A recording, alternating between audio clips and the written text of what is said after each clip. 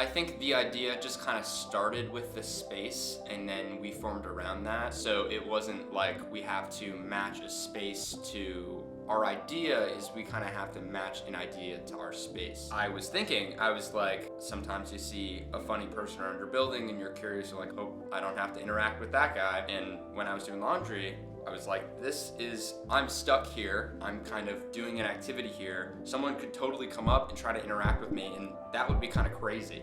And so from there, I was like, wow, is there something there? So then we kind of bounced ideas off of each other, and then I just think the story kind of evolved.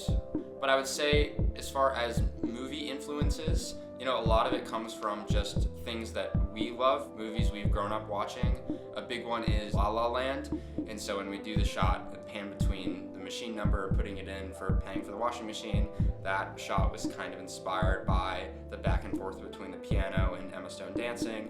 And then I watched Citizen Kane a number of years ago, and I loved the idea of detaching from the protagonist by throwing in a floor shot.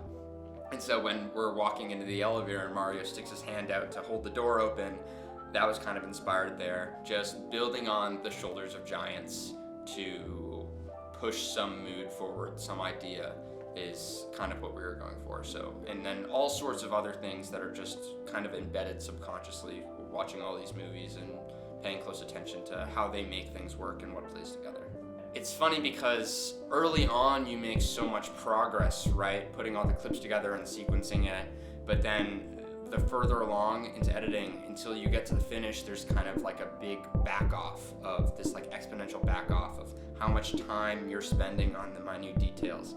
So I'd say the most satisfying part of editing is planning so meticulously and then actually seeing, because you see like a crude drawing of it on a storyboard ahead of time, and then actually seeing it play out and sequence back together and watching it flow kind of the way you had envisioned, I think is just, there's no other feeling like that, honestly.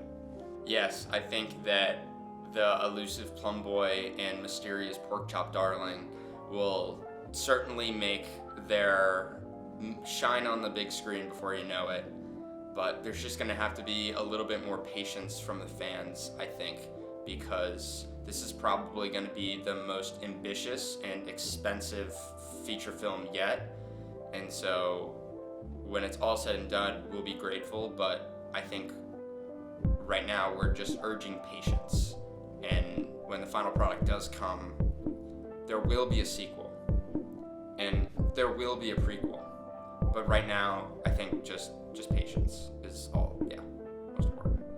I think I'm excited to collaborate with some of my best friends in the whole world, and best friend in the whole world, and put our brains together, and we've been having so much fun doing all of our shenanigans growing up, and to come together and kind of make something as a whole, as a collective unit, and to have the opportunity to work with some of the most creative people that I've ever met is so cool. And so whatever it ends up being, I just know that it's something we'll all be proud of, and I'm so grateful for every moment of it.